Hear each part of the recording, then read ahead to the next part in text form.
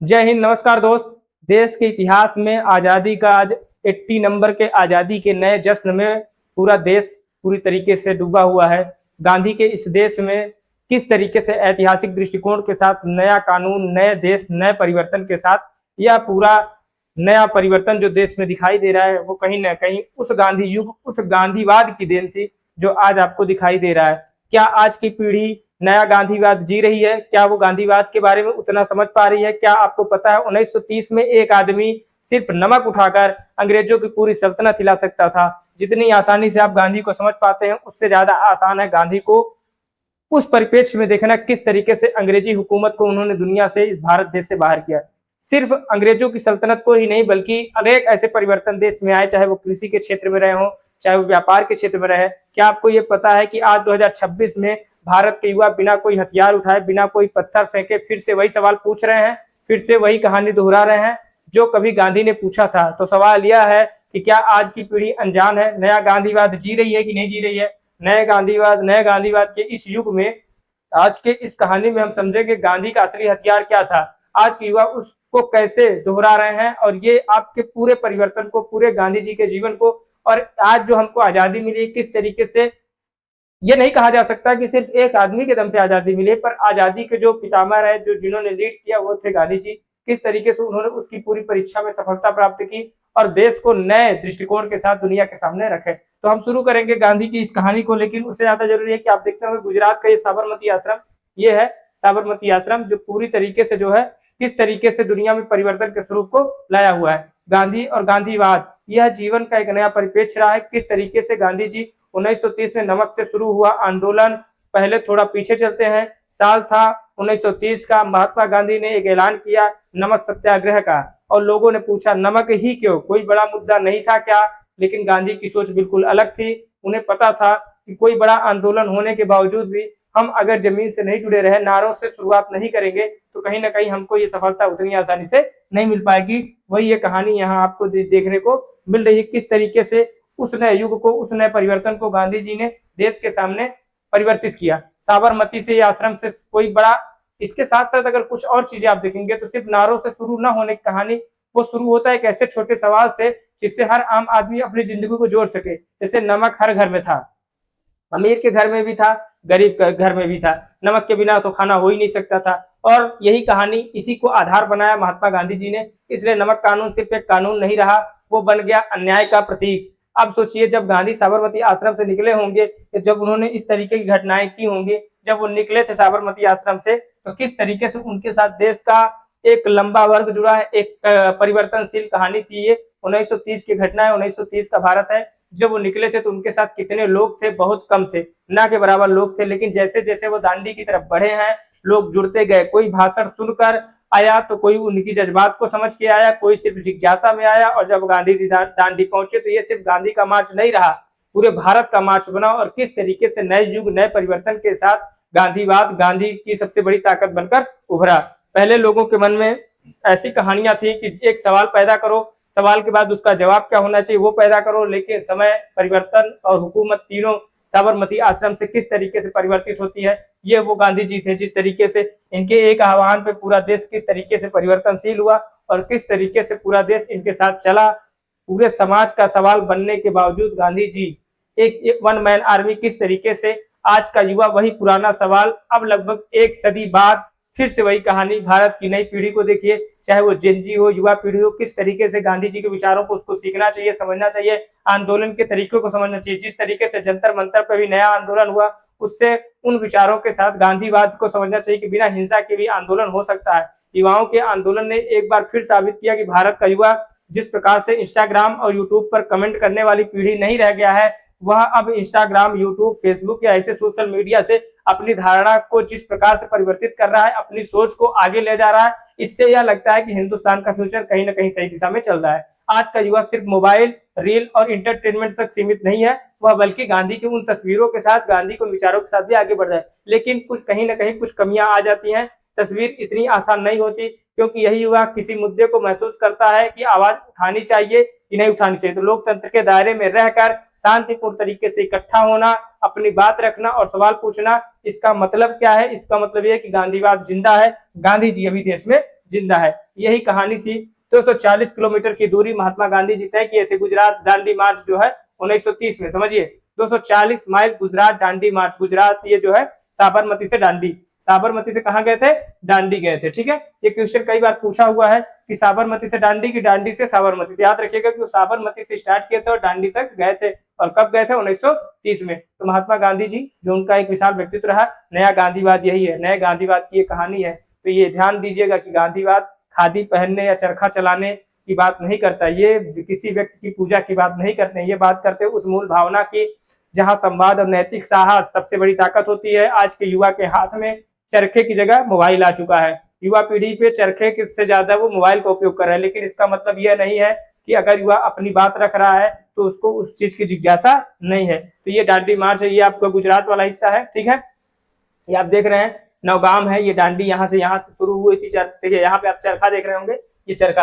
आपको ये भी ध्यान रखना है कि सर पहले चरखा जो है आपके राष्ट्रीय ध्वज में था, फिर उसके बाद जो है 1922 में इसको चेंज किया गया था। 1922 तक चरखा ही राष्ट्रीय ध्वज में था, उसके बाद ही नया परिवर्तन आया।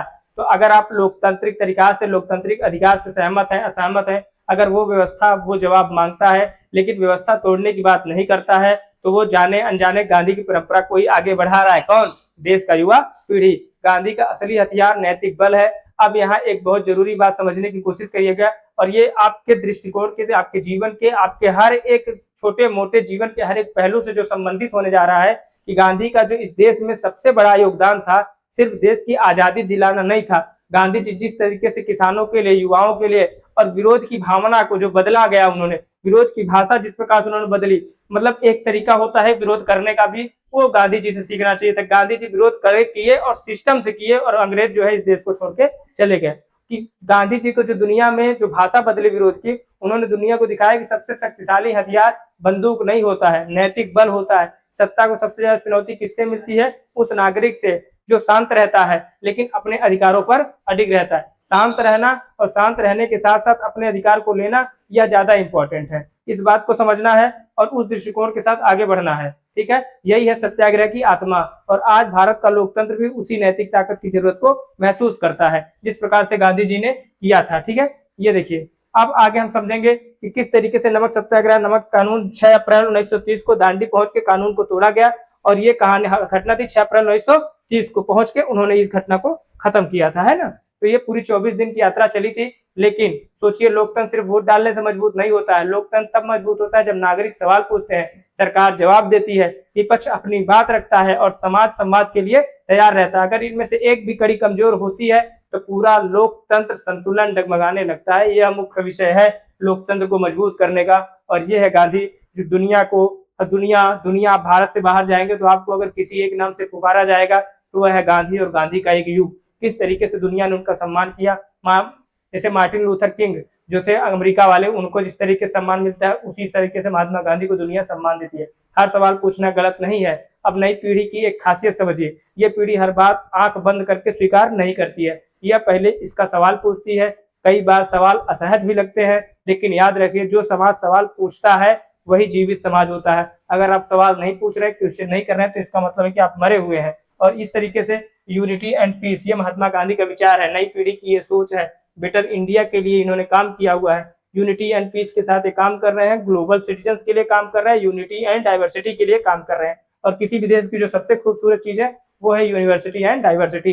अब देखिए, समझिए कि अब समय है, जो चरखा था उसकी जगह क्या आ गया है? मोबाइल आ गया। अंतर देखिए, पहले चरखा था, ये मोबाइल आ गया। जागरूक नागरिक, वो एक ऐसा भारत चाहते थे महात्मा गांधी जहां सरकार जनता से डरे नहीं बल्कि जनता के प्रति जवाबदेह हो। लेकिन यहाँ एक बात बिल्कुल साफ समझ लीजिए, हर आंदोलन गांधीवादी नहीं होता है। हर विरोध को गांधी का नाम नहीं दिया जा सकता है। गांधीवाद का मतलब है सिर्फ धरना देना नहीं होता, इसका मतलब है पहला सत्य के प्रति ईमानदारी। तो ये देखिए, गांधी जी पहले यहीं पे मोबाइल की जगह क्या आता था? चरखा आता था। अब चरखे की जगह क्या आ गया? मोबाइल। देश का युवा किस पे आ गया है? मोबाइल पे आ गया है। यही थोड़ा सा यहाँ पे परिवर्तन है। ठीक है, और वायलेंस और एंटी वायलेंस, गांधी जी का जो आंदोलन था वो हमेशा अहिंसा पर, सत्य के प्रति ईमानदारी पर रहा। दूसरा, विरोधियों के प्रति भी समानता। तीसरा, सार्वजनिक जीवन में मर्यादा। और चौथा, किसी भी कीमत पर हिंसा से दूरी। उन्होंने ऐसी बातें स्पष्ट रूप से समाज के हर दृष्टिकोण को प्रस्तुत किया था। अगर ये चारों चीजें मौजूद हैं तभी किसी आंदोलन में गांधी की आत्मा दिखाई देती है, वरना वो सिर्फ भीड़ है, आंदोलन नहीं हो सकता है। यही गांधी जी की प्रेरणा, क्योंकि गांधी जी जिस तरीके से दुनिया में सबसे बड़ा हथियार नैतिक बल को मानते थे, उन्होंने नैतिक बल को अपना जीवन का आधार बनाया और उन्होंने दिखाया, वो उनकी ताकत रही। नैतिक बल ही किस तरीके से उन्होंने चरखे से आजादी, कहते हैं ना, चरखे से आजादी दिलाई गई, तो कहीं ना कहीं वो बात सच भी होती है। इसका असर आम छात्र और आम भारतीय पर भी पड़ा था उस दौरान जब उस समय की घटनाएं हुई थी। अब बात करते हैं इसका असर आप पर, आज की युवा पीढ़ी पर और मुझ पर कैसे पड़ रहा है, पूरे देश पर क्या पड़ रहा है। भारत दुनिया का सबसे बड़ा लोकतंत्र है और आज उस लोकतंत्र की सबसे बड़ी ताकत है उसकी युवा आबादी। लेकिन यहाँ एक बड़ा सवाल है, अगर ये युवा जिस तरीके से चरखे की जगह मोबाइल पे आ चुके हैं, तो क्या उससे परिवर्तन हो रहा है? क्या उससे युवा, देश की युवा जिंजी पीढ़ी जो है अपने लोकतंत्र की कड़ियों में नागरिकता के लिए सरकार से, विपक्ष से, समाज से, क्या इन सभी से क्वेश्चन पूछ रहा है? इन सभी से अपने क्वेश्चनों के लिए अनुरोध कर रहा है? अगर ये युवा सिर्फ चुनाव के दिन वोट डालने वाला नागरिक बनकर रह गया तो क्या होगा? लोकतंत्र अधूरा रह जाएगा। लेकिन अगर यही युवा संविधान के लिए, अधिकार के लिए, कर्तव्य के लिए और लोकतांत्रिक मूल्यों के प्रति जागरूक रहता है तो भारत का लोकतंत्र मजबूत होने जा रहा है। भारत का लोकतंत्र स्वर्णिम इतिहासों में लिखे जाने के लिए तैयार हो रहा है। और यही दांडी यात्रा जो गांधी जी की थी, दांडी यात्रा में हमें यही सिखाया गया है कि किस तरीके से हर आंदोलन सत्याग्रह से शुरू होकर, वो हमें यही सिखाता है कि सत्याग्रह से शुरू होगा। दुनिया का कोई भी आंदोलन हुआ है वो सत्याग्रह से ही शुरू हुआ है। अभी आप देखोगे जेनजी ने जिस तरीके से नई दिल्ली में आंदोलन किया, वो सत्याग्रह से ही। क्यों? सोनम वांगचुक क्या थे? सत्याग्रह पे थे, भूख हड़ताल पे थे, वहां से वो कहानी शुरू होती है। और हमें यही सीखने को मिलता है गांधी जी से। हर बड़ा बदलाव एक छोटे सवाल से शुरू होता है। हर एक बड़ी कहानी एक छोटे सवाल से शुरू की जाती है। एक ऐसा सवाल जिससे लोग शुरुआत में मामूली समझते हैं, लेकिन वही सवाल धीरे धीरे पूरे समाज की चेतना बन जाता है। आपके कहानी को, आपके दृष्टिकोण को दिखाता है किस तरीके से आप देश और दुनिया के बारे में सोच रहे हैं। ये देश का युवा किस तरीके से भारत के स्वर्णिम इतिहास की ओर बढ़ता हुआ अपना देश का युवा पूरे समाज के साथ किस तरीके से जागरूक है। आपके इस दृष्टिकोण में, अगर आप किसी भी चीज के जिस दृष्टिकोण के साथ आप पढ़ाई कर रहे हैं, जिस दृष्टिकोण के साथ आप काम कर रहे हैं, बिजनेस कर रहे हैं, व्यापार, कुछ भी आप कर रहे हैं, आप उसमें इस बात को ध्यान रखें, गांधीवाद की प्रासंगिकता आवश्यक है। गांधीवाद की प्रासंगिकता के साथ ही आप देश में, समाज में, दुनिया में अपने स्थान को कायम रख पाएंगे। उसमें पहला चीज है युवा और लोकतंत्र का। युवा और लोकतंत्र जीवित रहेगा। अहिंसा और सविनय अवज्ञा, आपने कई बार सुना होगा, अहिंसा और सविनय अवज्ञा। देखिए, अहिंसा के साथ ही आप आंदोलन में उतरिए, जब कभी उतरिए सिस्टम से उतरिए। अहिंसा और सविनय अवज्ञा, ये सभी किस दृष्टिकोण के साथ एक लाइन में अगर समझें तो गांधी जी के यही मूल मंत्र रहे हैं कि वो आपके जीवन में यही परिवर्तन लाने की कोशिश करते रहे जो दुनिया में देखना चाहते हैं। उनका एक ही कहना था कि जो चीज आप दुनिया में देखना चाहते हैं उसकी शुरुआत खुद से करिए। नई पीढ़ी के सामने आज यही सबसे बड़ी चुनौती है। अगर नई पीढ़ी खुद लोकतांत्रिक मूल्यों की विशाल बनेगी तो बदलाव भी आएगा ही आएगा और लोकतंत्र भी मजबूत होगा, उसी दृष्टिकोण के साथ मजबूत होगा। और शायद यही वो कहानी है 21वीं सदी के सबसे नए गांधीवाद की, 21वीं सदी का सबसे नए भारत की और नए गांधीवाद की। किस तरीके से 65+ आबादी 35 साल से कम की है भारत की, और भारत को जो है दुनिया का युवा देश माना जाता है। जनसांख्यिकीय आभास में देखेंगे कार्यबल किस हिसाब से भारत के 65% आबादी, सोचिए, युवा है। जिस देश की आबादी 65% युवा हो, उस देश की पूंजी का आप अंदाजा लगा सकते हैं।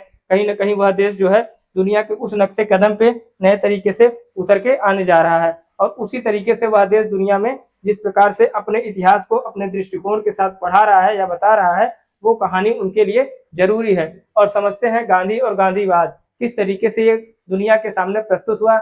यह एक सिर्फ इत्तेफाक नहीं है, जरूर गांधी ने इस पे जरूर कोई ऐसा अमूल्य योगदान दिया होगा जो आपको सीखने को मिलता है, समझने को मिलता है। और गांधी से आपको कुछ ऐसी चीजें हैं जो अहिंसा के प्रति सोचने को मिलती है। अगर आप फोकस्ड हैं अपने देश के प्रति, अपने देश के सामाजिक राजनीतिक परिवर्तन के प्रति, तो कहीं ना कहीं यह महत्वपूर्ण टॉपिक आपके लिए इंपॉर्टेंट था।